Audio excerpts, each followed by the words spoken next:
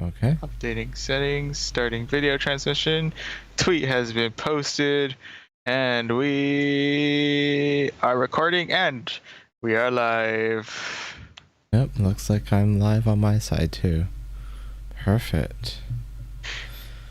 Okay, so let's get started. So, hi everyone, welcome to the TechNet Show. I'm Harrison. That person is Jared. Hello.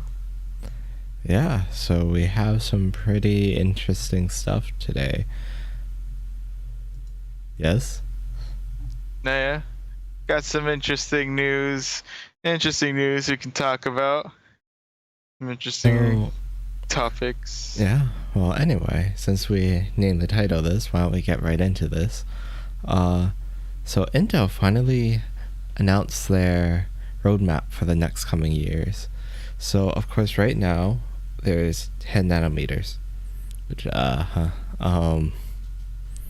as many of you chip enthusiasts may or may not know, is lagging behind the competition, which is currently at 7 nanometers. Yeah, 7's the big thing right now, if I recall. So there's still other things such as so they're renaming their nodes. So they're going from 10 nanometer to Intel 7 to Intel 4 to Intel 3 and then Intel 20A. Hey. So what you might want to know is, what does this mean?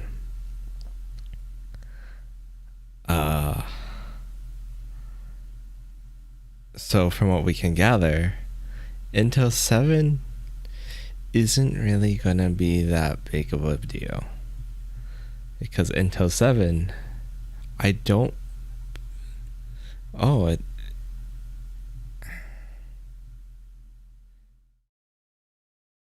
huh. Okay, so this we're going back to Intel's weird naming process. Have we even left the renaming process? No, so the weird thing about Intel is that they've always been a bitch. Their nodes have been larger, but they've been actually the processes of their competitors. So it's hard to say this, but it's like their 14 nanometer was about as good as the 10 nanometers of their competitors. I mean,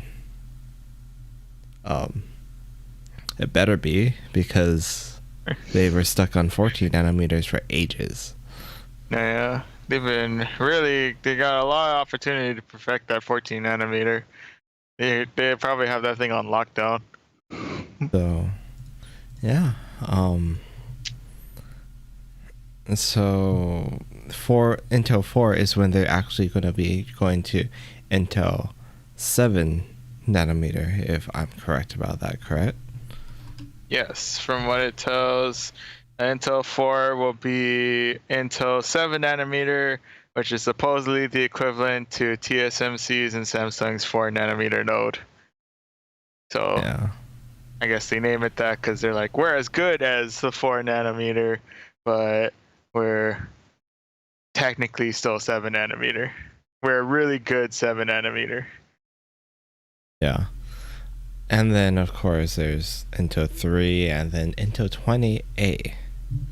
Honestly, this naming structure is confusing. It will be confusing in the future. But assuming that they keep their word and they keep their quality the same as they have been, I mean, it's honestly been pretty much just that. This is going to be a much more comparable way, because when someone sees like 14 nanometer versus 10 nanometer, they're obviously going to automatically assume that 10 nanometer is better. Even though Intel and Nvidia has shown time and time again that's not always the case. Yeah. case in point, I believe that the 30 series graphics cards are based on Samsung's 8 nanometer process, while the Radeon, not Vega, what is it called again? What's Navi? Big Navi. Big Navi is based on TSMC's 7 nanometer. I don't think I need to tell you guys which one wins. Yeah. So, nanometers isn't everything. Nanometers plays a big part. Don't get me wrong. It's important. It's just not the whole story. Yeah. Yeah. You want to take a go at the highlights of each one?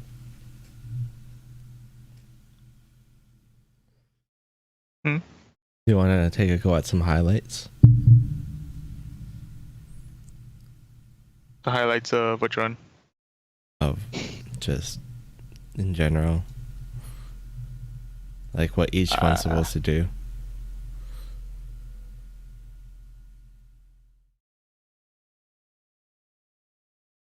Okay, you know what? All right, Intel 7's generally look at supposed to loss. give a 10 to 15% performance watt gain. Intel 4 is supposed to give a 20% performance watt gain. Oh, I see. And then Intel 3 is supposed to give an 18% more. And then 20, they don't really say, except they have a completely different way that they're doing this, their semiconductor. It's interesting. It's a lot more three-dimensional.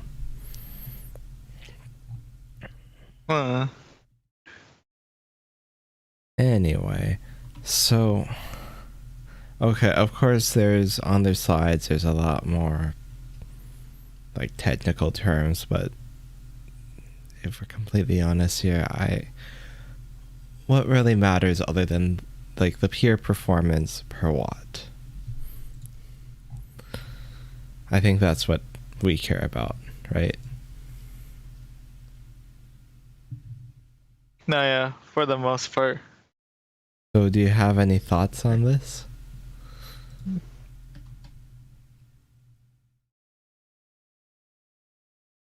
Like, Sorry, I've been trying to follow through with the chat in Twitch, and I'm completely lost both in our conversation and in the I'm Twitch sorry. chat right now. What's our Twitch guy saying? I'm not sure. There's been a lot of, I'm assuming pixel art. I'm assuming of nothing particularly, I should probably open up the PG. Twitch chat. But I can't tell from here because the window on my side is a little bit small, so I think it's coming out a little bit jagged. Ah, I get you now. I've been monitoring the dead YouTube chat.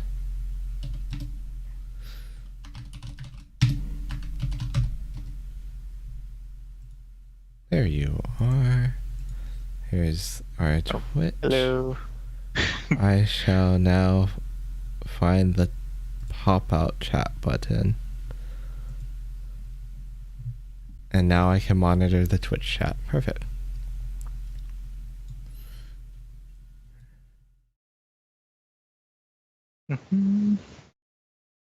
Microwave to play games. Well, I'm sure a microwave is better than a potato. Of course, you could always microwave that potato. That's true. Combine. Get the extra boost to your performance.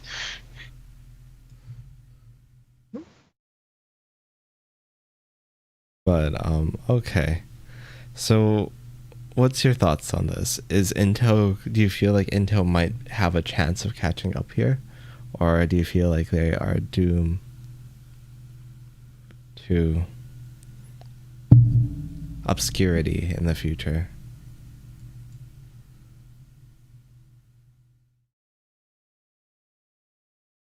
Yep, there you go.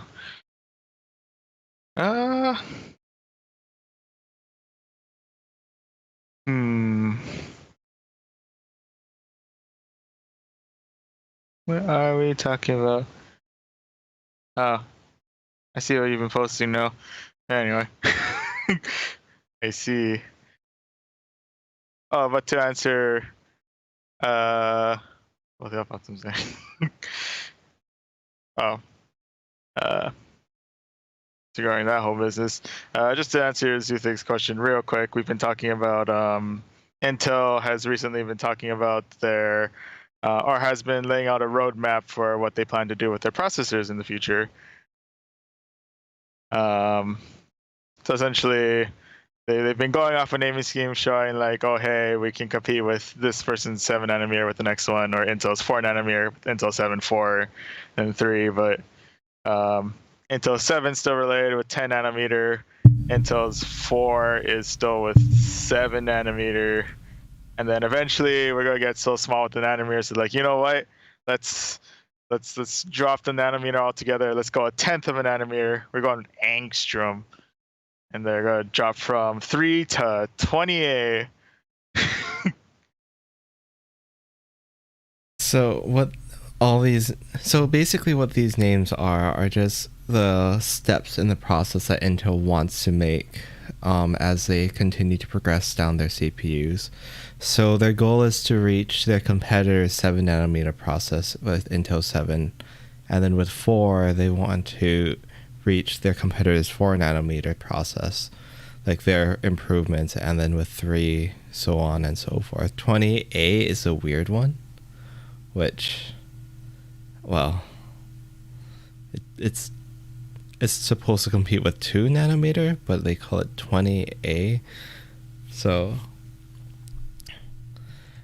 I don't know what it means. It's supposed to be a completely different architecture. So it might be one of those things of Intel doesn't believe it's comparable.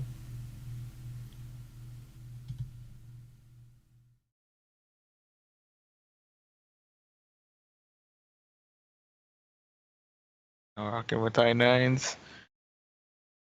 Oh, well, personally, I've been rocking AMD, but yeah, we're both rocking AMDs over here. Yeah, I just find it interesting to follow through, to look at the other side, to figure out the roadmap of, what Intel has cooking up, as to whether or not they'd be able to, I think to go back to your previous comment, if they'd be able to actually keep up with how the competition's been going. I'm not 100% sure. I mean, if they are able to quickly follow through with this roadmap, then I think it's a little bit tricky too, because even if they go through this whole process, they are still kind of looking at the whole issue with ARM starting to kick in, the ARM architecture starting to kick in a lot more. So and yeah, it's also dependent on how quickly they're able to actually progress through this roadmap, or are they going to be kind of kicking it in 14 nanometer a little bit longer? Yeah. So my thoughts are, well, first of all, to answer your question, I'm using a 3060 Ti NVIDIA. That it's been working for me.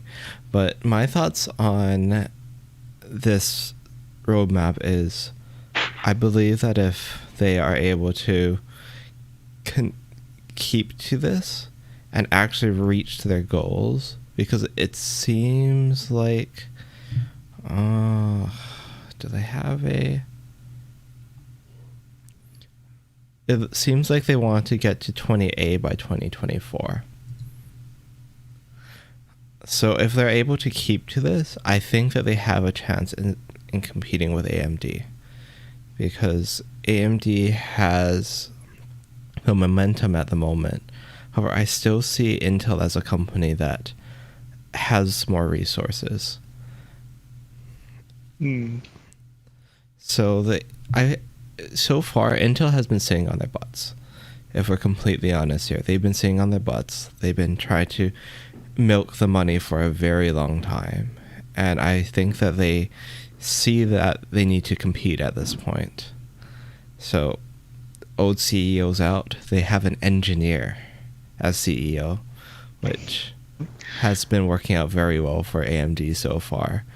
And, well, with an engineer at a wheel rather than a business person, I think that Intel is going to start to see the performance gains. Fingers crossed. Engineer at the helm means we're looking at efficiency boost. Yeah. I mean, 10 to 15% watt gain, 20% watt gain, performance per watt gain. It's nothing to laugh at. That's some good performance right there. Yeah, we got some good promises down the line. So of course these are goals. Goals can either be met or they can be missed or they can be exceeded. So I mean, I guess time will tell to see if they're actually able to compete. I do have this feeling though that 20A, I think that is may or may not break Intel's future, break or make their future, depending on how much gains that they get, because they don't even try to tell you how much they're going to gain from this new innovation. So yeah, I feel like if they're able to pull this off, if they're able to keep their time frame, because Intel 4 is supposed to come out in quarter 2 of 2021. Interesting. Okay. But I really feel like they're actually able to stand a good chance. Intel just needs to know that their performance has been beaten. They need to take back the crown. And quite frankly, my first build was an Intel build. My second build was not an Intel build. My third one was an Intel build. And then now I'm here. Yeah. So it's not like I haven't had my history with Intel. I really want to see them succeed. I want to see them be able to compete with AMD, because if Intel doesn't compete, AMD is going to be the next Intel.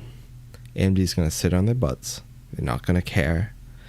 I mean, it might be a few more, generations, but I feel like it's inevitable for a company to finally be like, you know what? We don't have to do much work. Let's rake the profits in. Let's rake it in. Cut back on R&D. Let's do this. And then competitor B comes up out of nowhere and takes your crown. Yeah. Such is the cycle, the vicious cycle.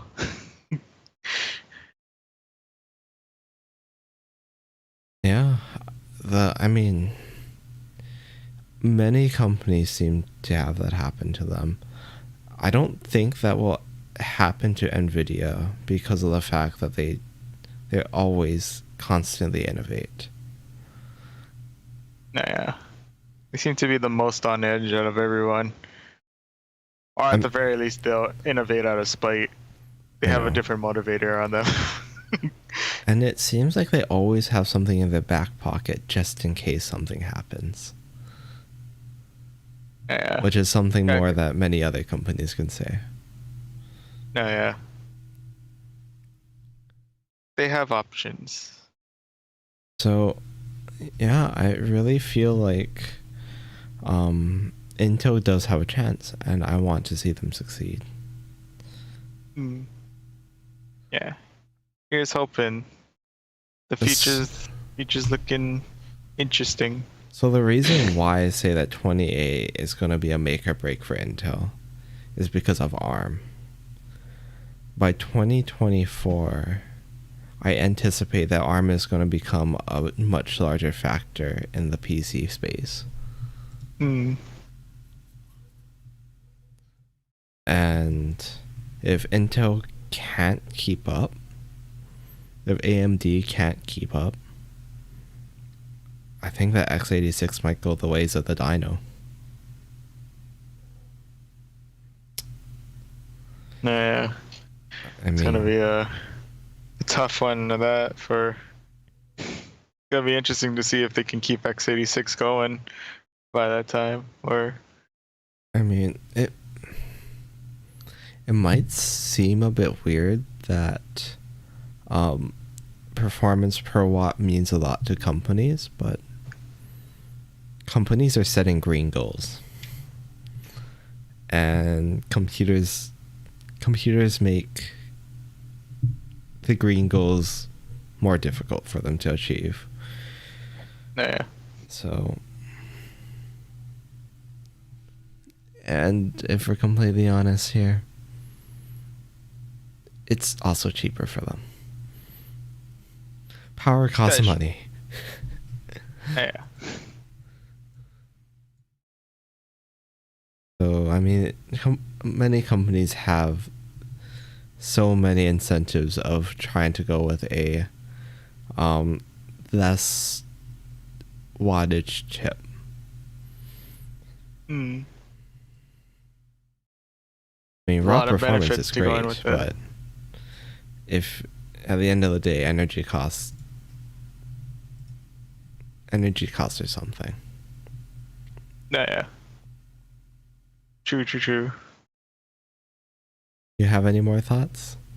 Any more thoughts on ARM, Intel, x86 in general? Nothing really much extra to add. I guess it's just interesting to see. Definitely, ARM's introduction has created quite an interesting new dynamic into the game of the already interesting competition within the x86 space. So curious to see how all of this plays out in the years to come. Yeah. Okay. Yeah, I mean, time will tell. In other news, same event. Qualcomm is now going to be one of Intel's customers. Huh. They're going to be using Intel's foundries, which, well, I mean, anything that can take away some of TSMC's market share is a good thing, in my opinion. Yeah. That's good. They need a break. Yeah. I mean, I just find it odd that Qualcomm is deciding to. Oh, I'm sorry. I noticed something. In this article in Ars Technica, President and CEO Cristiano Amon expressed interest in the 20A node, saying Qualcomm is excited about the breakthrough RibbonFET and PowerVia technologies coming in Intel 20A. We are pleased to have another leading-edge foundry partner enabled by IFS, Intel Foundry Services, that will help the U.S. fabless industry to bring its products to an onshore manufacturing site. Oh, so no matter what, Intel found its niche. Yeah. If Qualcomm's interested in RibbonFET and PowerVia, must be impressive. Yeah. At least they have that going for them. So they can be a foundry, they're a chip making company. I mean,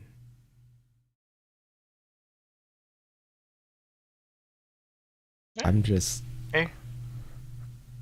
I just find it funny that like everyone was like, Intel, you guys should just outsource your chip making to other companies rather than trying to do everything yourself, because you know that was the reason why they couldn't create their 7 nanometers as fast as they wanted to. Mm. because their foundries weren't quote unquote good enough. Uh, So I mean, I feel that's interesting that they decided to keep it, and it's even more interesting that it seems like it's paying off for them. mm. That's good.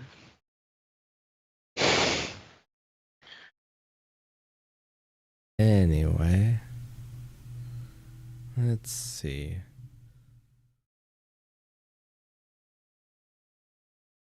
You have anything to say about that? Mm.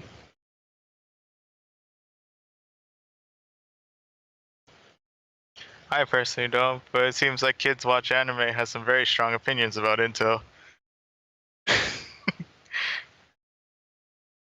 I won't deny that one. Their presentation was god awful. You could tell that they were really desperate in that moment. Yeah, they've been through some. They've gone through some desperate measures. But here's to hoping that their desperation turns them into a better company. Significantly better company. Hopefully, it all gets better around. And hey, like we mentioned earlier, it's head by an engineer now, so we could be looking at more less purely business focused and more production focused, possibly get into that engineering mindset. Yeah. Maybe, possibly. We shall see. We shall see as things play out.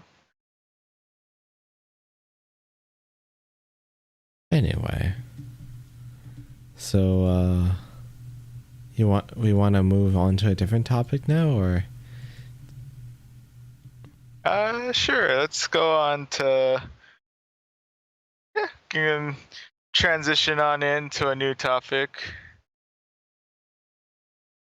You wanna continue on since we've name dropped ARM a couple times? You wanna get into that one? Yeah. So there's a very interesting technology on the horizon, plastic arm. So a plastic arm is literally a bendable processor made out of plastic. I mean, All right, that's wild. I don't think that you really need anything more than that, because that's like the weirdest thing in the world.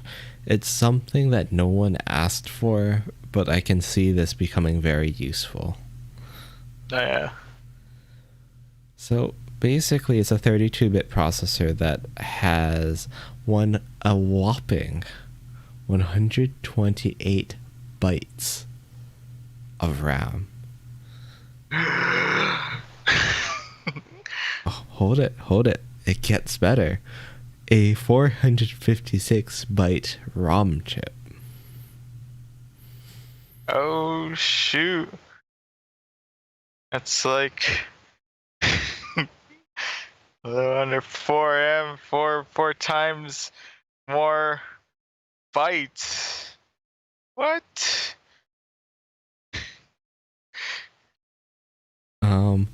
Oh, well, what are your opinions about Windows 11? I'm tired of using this memory hog Windows 10. Well, you're gonna be tired for much longer. Yeah, I don't know if Windows 11 has quite solved that. Windows 11 does not seem to have done much under the hood. They've done some stuff, except it. Keep searching, my friend. That's all. That's all I have to tell you. Keep searching, my friend. Yeah. It's virtually you're virtually still looking at Windows 10, but with aesthetics. On the taskbar or the start menu slightly more to the center. I mean, it's pretty. I really like it. Yeah, got that glass look to it. I think that Did you Windows that? 11 did need to have that time. I mean, Windows 10 needed to have a refresh on its design. It's looking a bit dry at this point. Yeah. Kind of the same old thing until one day this little like weather icon popped up on my left that I didn't want. But you know, oh, I'm sorry, my right. Gonna happen a lot to me. Did I actually like disable that? I did. I turned it off. Never mind. So, Plastic Arm's goal is to be able to get chips places where chips can't be at the moment. So, some of the examples that they give is like clothing. Where is it? I think I heard backpacks. Yeah. No? Yeah, backpacks. Clothing. Other things like that. I have no idea why I can't figure out where it is at this moment, but I can't think. I'm sorry. I apologize. So, I mean, another thing would be like, I suppose, like bottles and stuff like that. I think that was another example that I saw. Like you know how like wine tastes, has like kind of like a quote unquote expiration date when you open it. Like you kind of need it to, if you want it to age properly, you need to seal it. But once you open it, that kind of seal is. Oh, yeah. Yeah. It literally seals its fate. Anyway. So. But yeah, pretty timers much, for that, like, hey, you gotta drink this or else it's gonna taste weird in a bit. I mean, I think the better thing would have been milk. Now it's just really old grape juice. I should have used milk. Hey, your milk is clogging up. Oh, your milk's gone bad. It's turning into cheese. You better hurry up. It's turning into cheese. It's cheese now. Just. Now you gotta wait longer. Too late to drink it now. I mean, you can drink it now. You're just not gonna. You're not gonna feel great. Like the whole way through, you're just not gonna feel great. But so I mean, it's literally gonna give you the ability to put chips anywhere, like literally anywhere you want to. Whether or not you think that's a bad thing or a good thing, well, I leave that to you to decide, because I can see how this can be a bit creepy. Yeah. Just imagine if your clothes can steal information from you.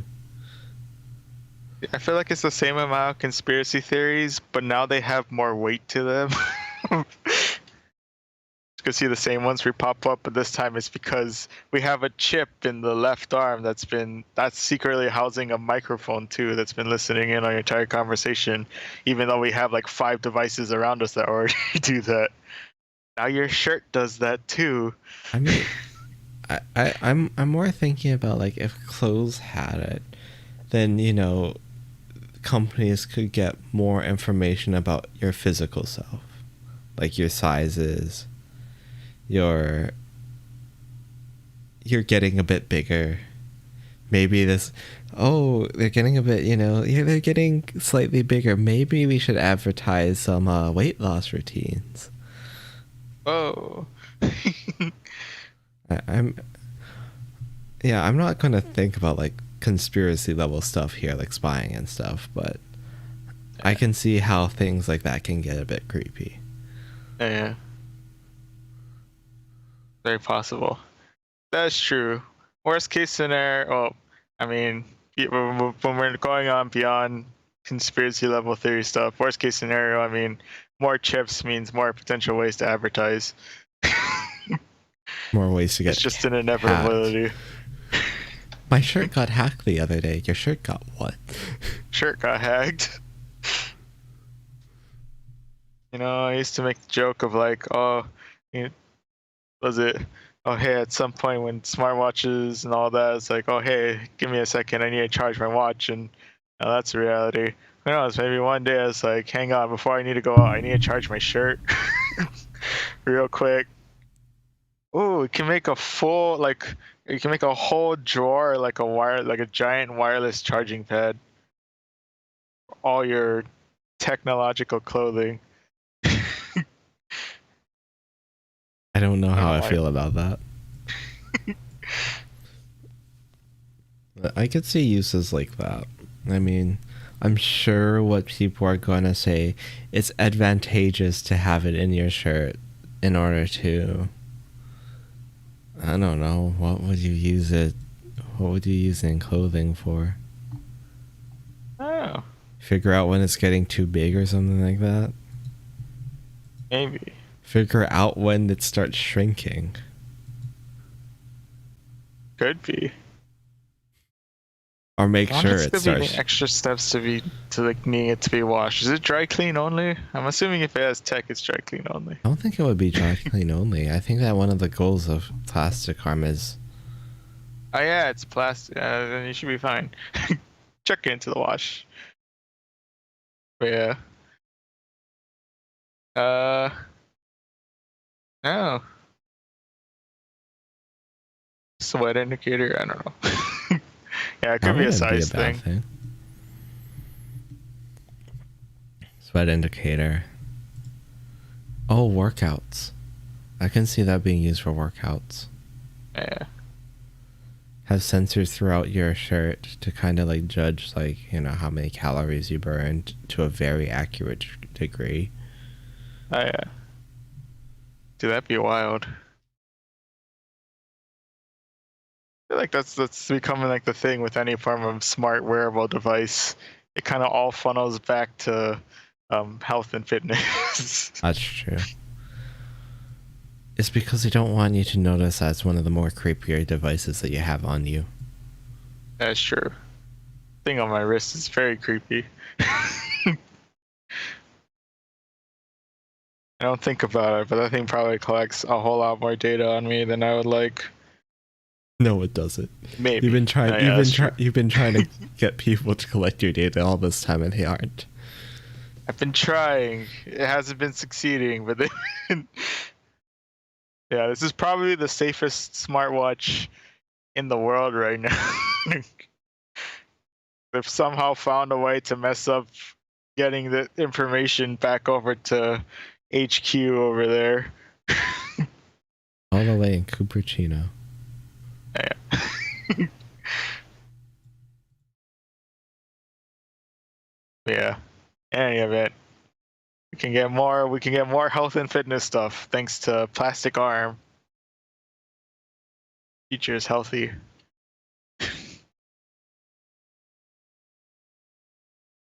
Oh, and cheese indicators. That's exciting. I'd say milk indicators, but sure, let's go with cheese indicators. Yeah. It transforms over time. It starts out as milk and then Hey, no duck Chris. No duck Chris is back. hello. Welcome to the conversation about plastic arms and the future of Intel. Here's Intel. No, it's not. I don't know. I don't know yet. We'll find out. There. We'll find out where the future is. We can't tell you where the future is until, well, future's here, and the future's not quite here yet. Right now, all we have are roadmaps and promises. They look like nice promises, but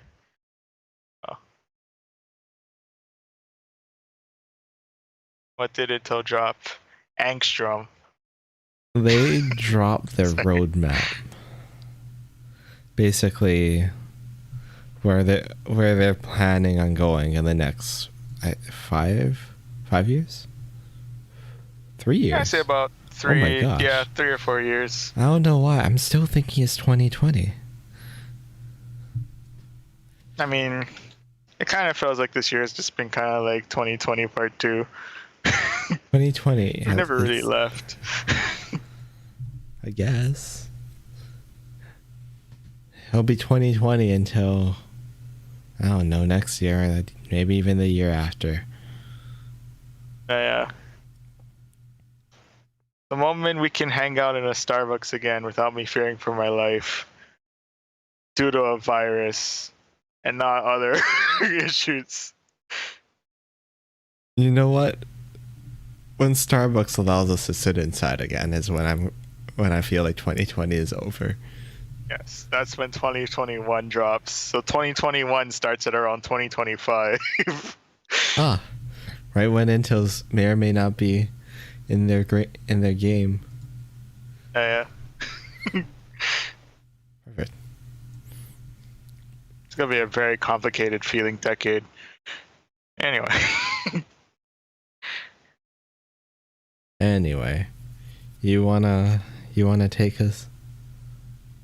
2021, 2020, 2020 DLC. Well, It really is. It's a free DLC. No, it's a force. No, it's not a DLC. It's an update. It's a forced update. It's a forced update. There you are, forced update. Oh man.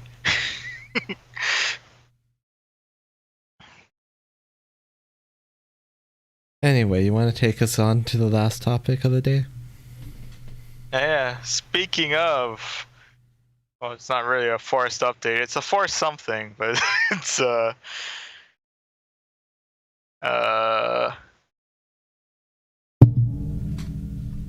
don't really know too much about the. So I never actually got to read the content of it, but basically, the supposedly beloved, popular DOS emulator iDOS 2 is set to be removed from the App Store. It's under fire. It's getting. What is it? It's getting kicked off. Pretty Getting much. kicked. So I mean, I'm not really putting the story here for this particular story itself. I'm going for more of the overall concept.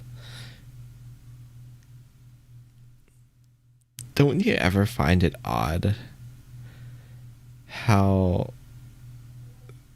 something like this can run? That entire point of the app is something in particular, and then years later they decide it's finally against their rules. Yeah.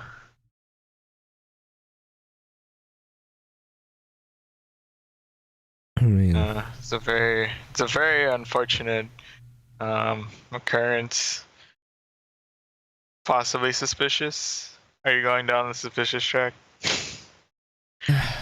no, not really. I like Apple products. I'm not gonna lie. I do enjoy my Apple products, but it frustrates me when things like this happens. Like when Apple decides, you know what, this isn't right for us, and then decides to kick it off. That irks me. That irks me greatly. And I mean, I don't know. I don't know how that's supposed to make me feel, but it bothers me quite a bit. Nah. Feels a little. Yeah, it definitely has that.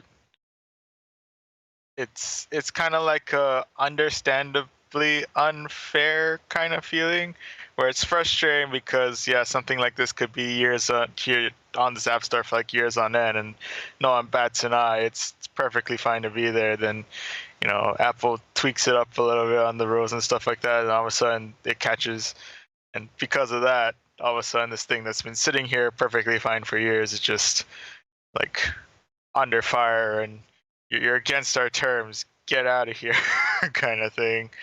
So you know something that frustrates me the most? For the normal consumer, who are they going to get angry at? They paid $5 on this app. Hmm.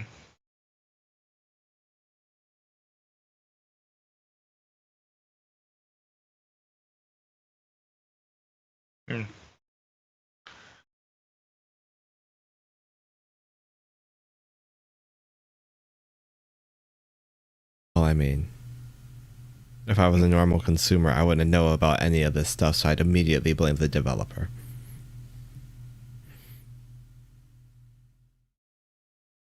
Am I wrong? No, I guess so. Yeah, if you're completely blind to it and you're just to pay $5 without all of a sudden getting like purely removed, yeah, I could probably see it as possibly someone who like just took your money and dipped, which that could. Well, Yeah, then I would definitely blame the developer on that one. Yeah, I'm not sure how much of um, like if there's gonna be any evidence that Apple like was the one that took it down or anything. I'm not sure if they leave any like trail like that or if it's just. I'm assuming it's just gone. well, it doesn't seem like there's any mention of any lawsuits. If you're talking about if Apple got threatened with a lawsuit, it doesn't appear to be so. And Apple can literally take your app off the App Store for any particular reason. And yeah, it bothers me. I mean, if you want to go after any DOS emulator, I would not go for some random emulator on top of an app store. I'd go for DOSBox or something like that. Hit them where it hurts, pretty much. I feel like this is just Apple being like, this is not the type of content we want on our store anymore. Because what Apple basically told them is you can either take out the code that allows you to pretty much load DOS games onto your iPhone, or get out. So basically, it's pretty much you either take out the main functionality or you're out. Yeah. And of course, if they remove the main functionality, that means that, well, first of all, the app's pretty much broken. Second of all, everyone that's paid for this app basically automatically gets the update and all of their apps become pretty much useless. Yeah, just pretty much $5 to take up space on your phone. That's pretty much it. This person says that he doesn't intend to make the change because it would be a betrayal to all the users who have purchased this app specifically for those features.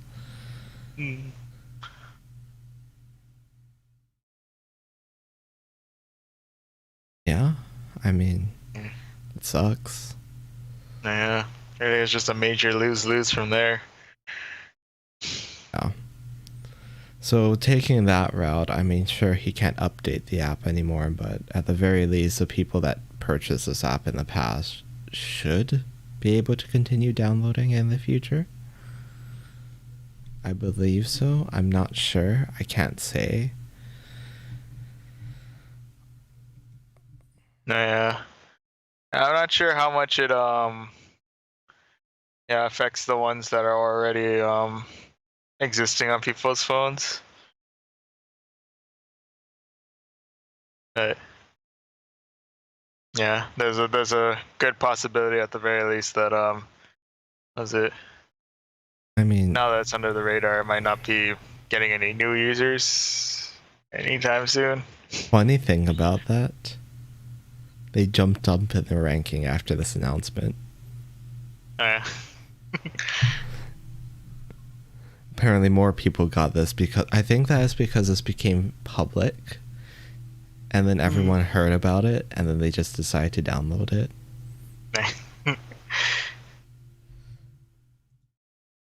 Maybe it's spite. Maybe there's a small group of people who just been looking for a DOS emulator to to get them through the day. Right. Or maybe it's like a collectible kind of thing. You know, get it while it's here. I don't know. This isn't the first time. I'm I'm getting a bit frustrated about this because, you know, we've talked about this before. We talked about their stance on like cloud gaming. Yes, you can do it through Safari, but who wants to do cloud gaming through Safari?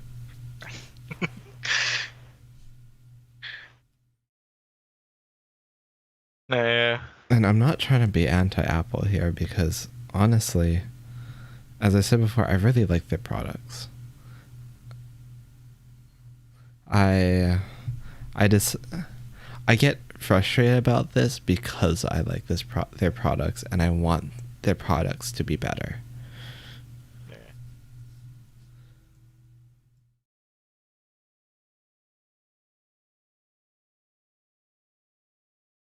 I do not know what that is.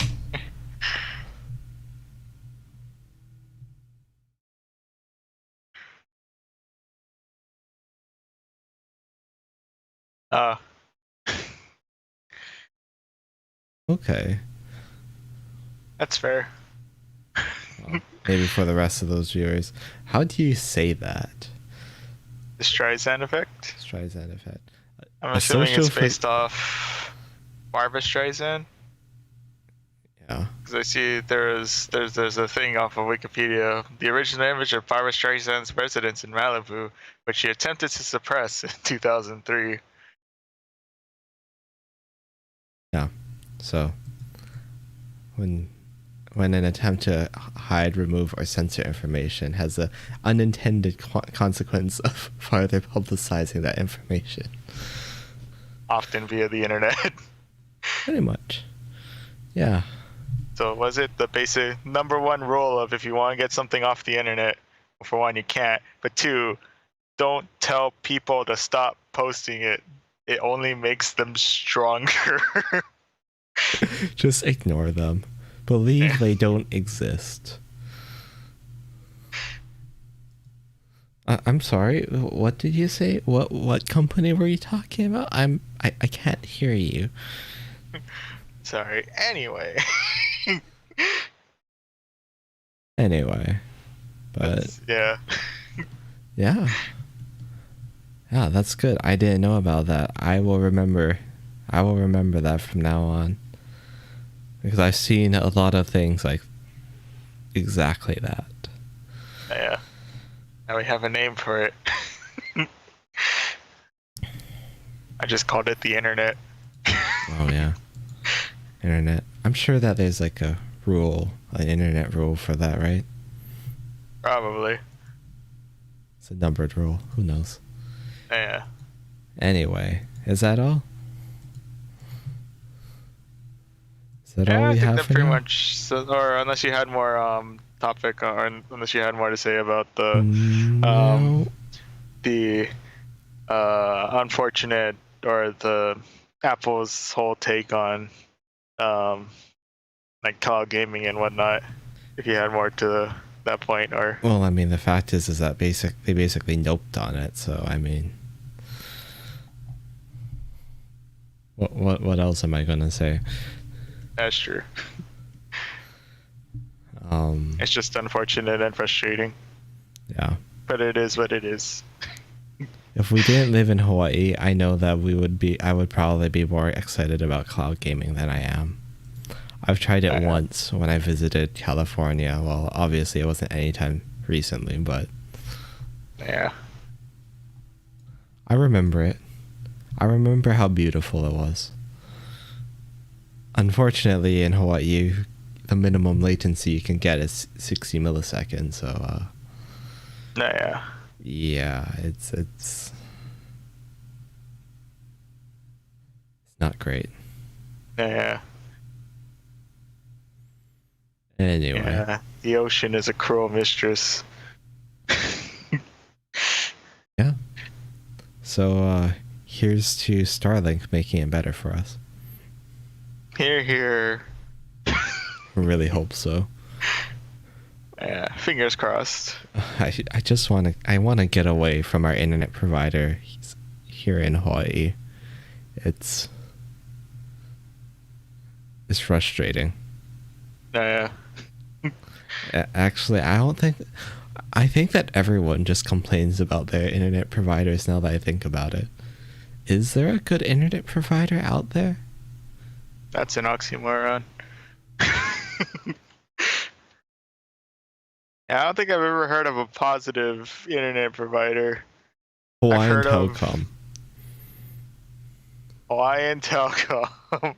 I've heard good things about them. Unfortunately, they're not where I live. Yeah. Maybe that's why I never hear about them, because they're always where people aren't living.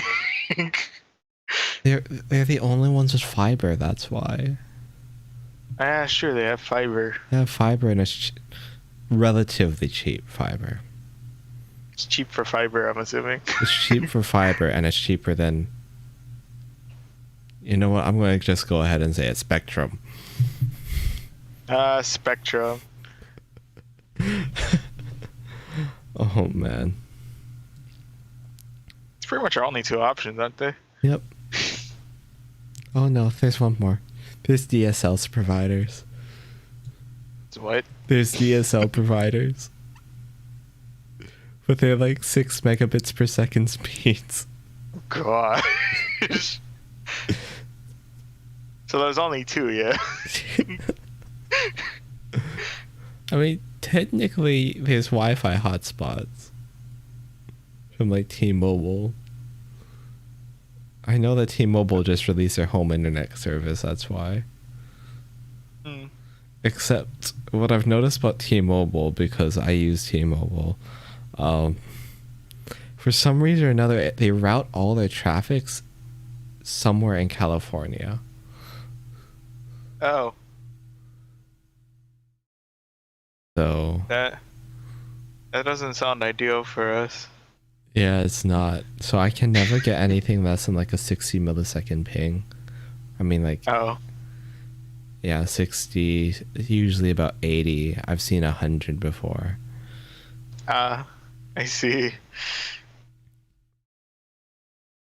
So, yeah. Anyway, I think that's it for now. We are late for our other channel at the moment. Oh, yeah. Quick Start Jumping on Gaming. over to... We are going to be Quick Start attempting Gaming. to finish some Halo before what's it called again? Infinite drops in yeah. holiday this year.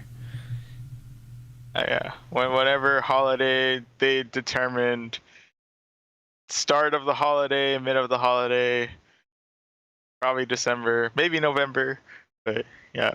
All we know is that's Before- going to be before Christmas. Oh, Unless yeah. something goes wrong. Yeah.